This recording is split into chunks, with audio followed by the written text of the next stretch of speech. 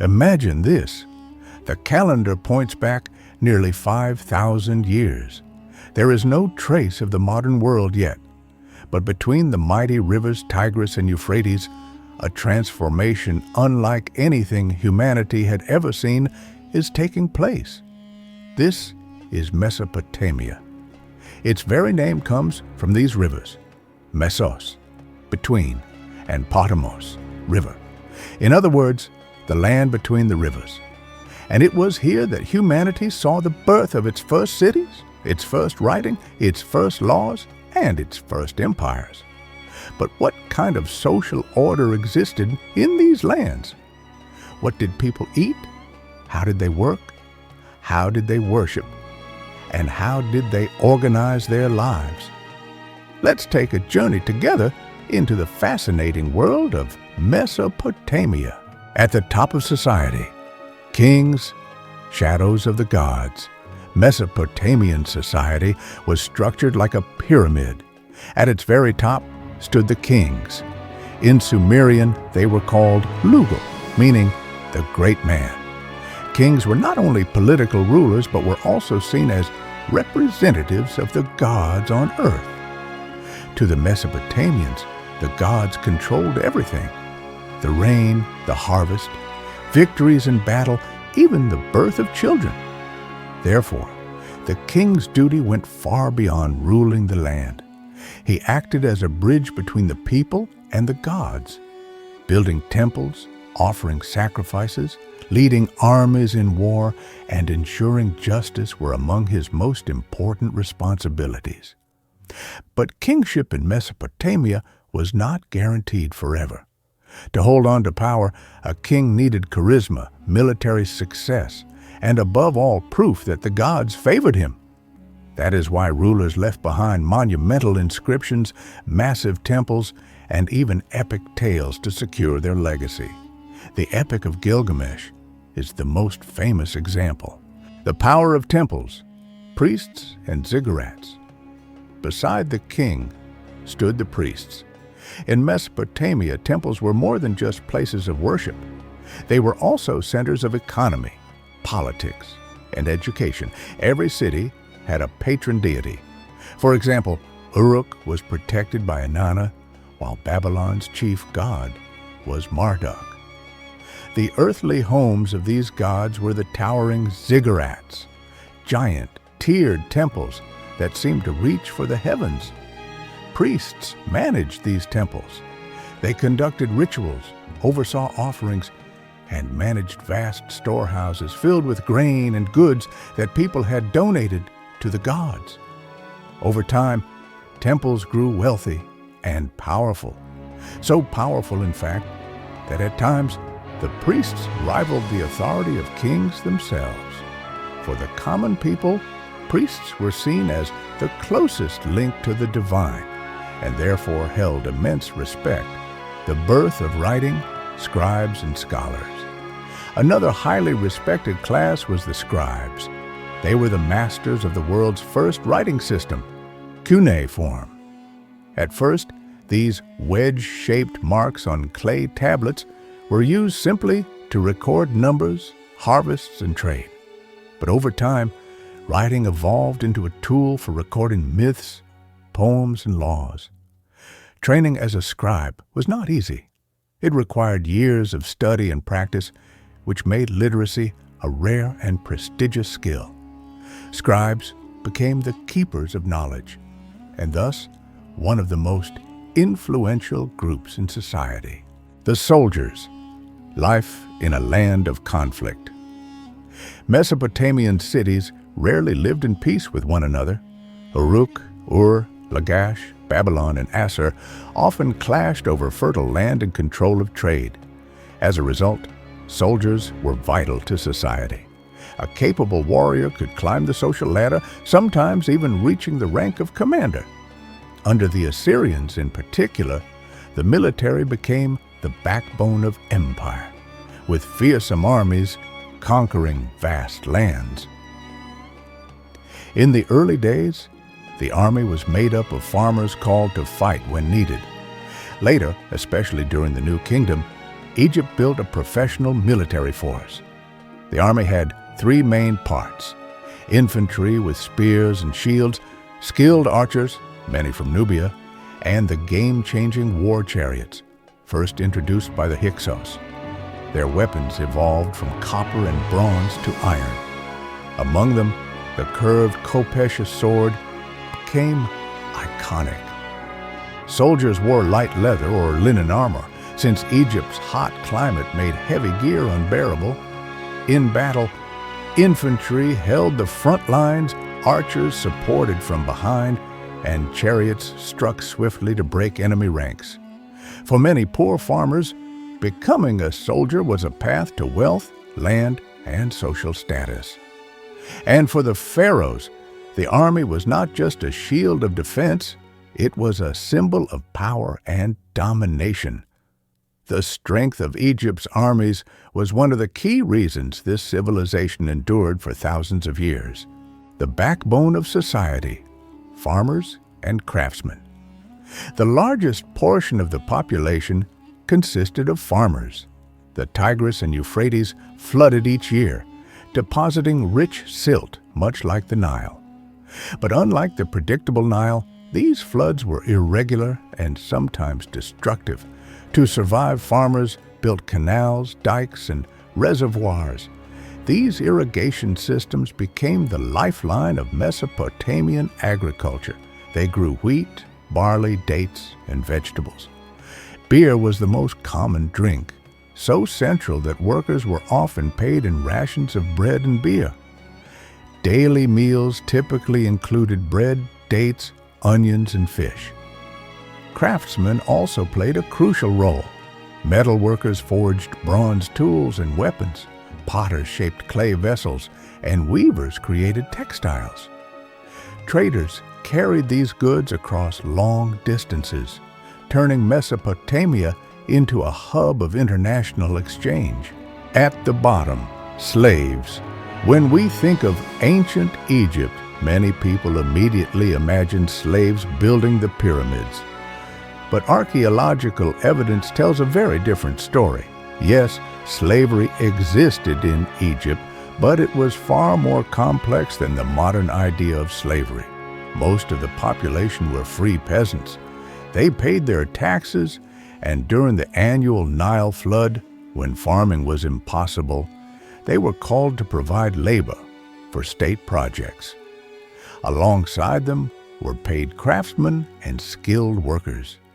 The actual slaves came mostly from prisoners of war, people who fell into debt, criminals, or children born to enslaved parents.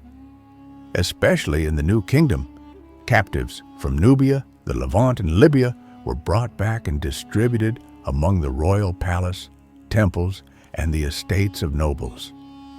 The duties of slaves varied widely. Male slaves worked in fields, quarries, mines, and construction sites. Women and children often served in households, textile workshops, or bakeries. Their living conditions depended on where they served.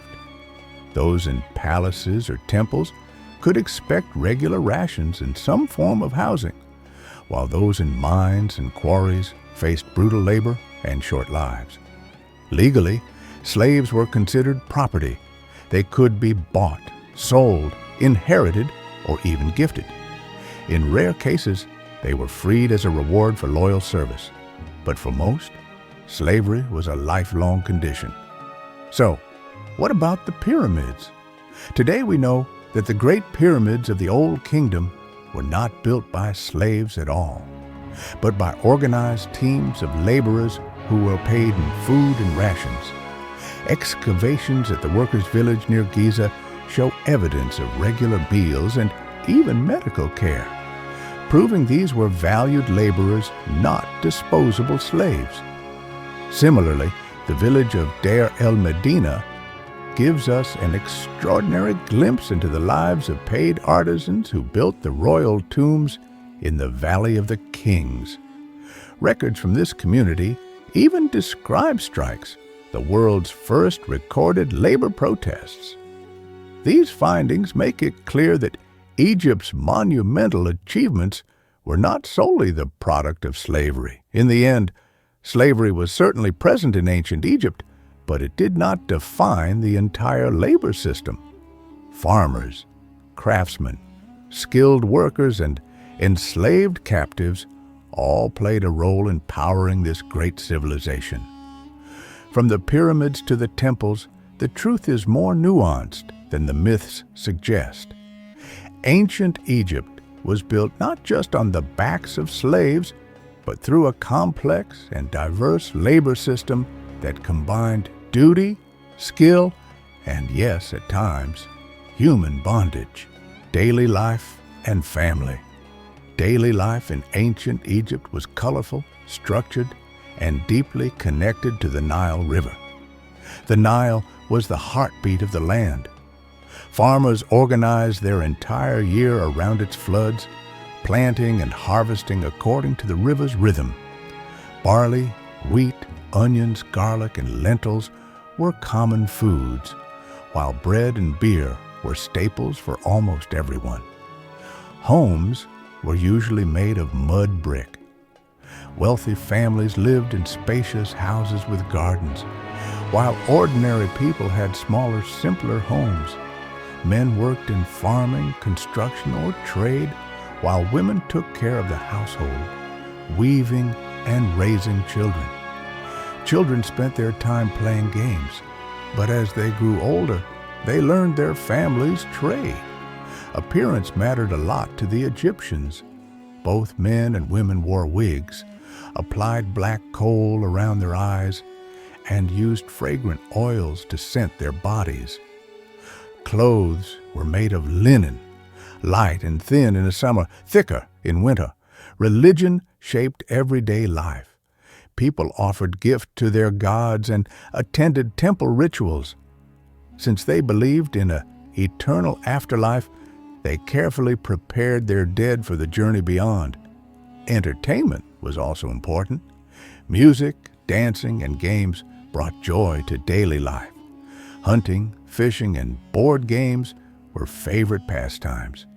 In short, life in ancient Egypt was a blend of hard work and celebration, nourished by the Nile, guided by tradition, and filled with a constant rhythm of devotion and joy. Beliefs about the afterlife. In ancient Egypt, the belief in life after death was one of the central elements of religion and culture. The Egyptians saw death not as an end, but as the beginning of a new existence in the afterlife. They believed that every person had three spiritual aspects: the Ka, life force, the Ba, personality or soul, and the Akh, the transformed spirit after death. For these parts to reunite and continue in the afterlife, the body had to be preserved, which is why the practice of mummification was so important. The Egyptians believed that after death, the soul would face a judgment before Osiris, the god of the underworld. In this trial, the heart of the deceased was weighed by Anubis against the feather of Ma'at, the symbol of truth and justice. If the heart was light, meaning the person had lived a righteous life, they were granted eternal life in Osiris's realm. But if the heart was heavy with sin, it was devoured by a fearsome creature called Ammit, and the soul would cease to exist, the greatest fear of all. For the Egyptians, the afterlife was imagined as a paradise where people could farm, enjoy family, and live in harmony with the gods. This is why tombs were filled with food, jewelry, statues, and magical texts, so that the dead could use them in the next world. The grand pyramids and monumental tombs built for pharaohs and nobles were also reflections of this strong belief. In the end, the Egyptian view of death shaped their religion, art, architecture, and daily life. To them, death was not destruction, but the beginning of an eternal journey in the presence of the gods. The birth of justice, Hammurabi's code. Perhaps Mesopotamia's greatest gift to humanity was the Code of Hammurabi. The Code of Hammurabi is considered one of the oldest and most complete written legal systems in human history. It was created in the 18th century BC by Hammurabi, the king of Babylon. The laws were carved in cuneiform on a large stone stele and included around 282 articles. Their main purpose was to maintain order in society, ensure justice, and emphasize loyalty to the king. But here's an important detail. The Code of Hammurabi did not belong to ancient Egypt, but to Mesopotamia in today's Iraq.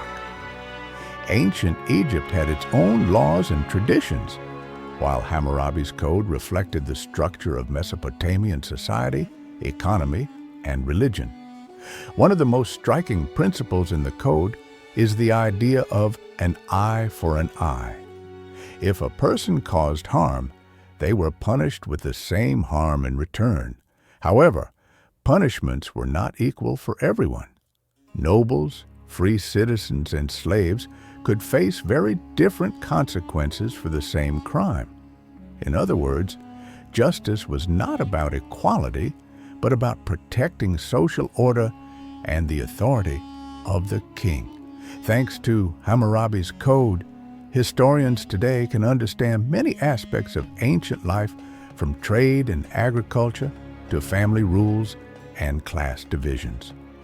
It is a valuable window into the legal and cultural world of the ancient Near East.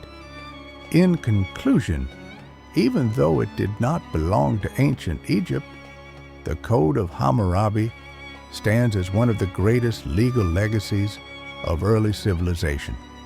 It marks one of the very first steps toward written law, shaping the foundation of justice that still echoes in the modern world. Share your thoughts in the comments, and don't forget to subscribe and turn on notifications so you don't miss our upcoming videos.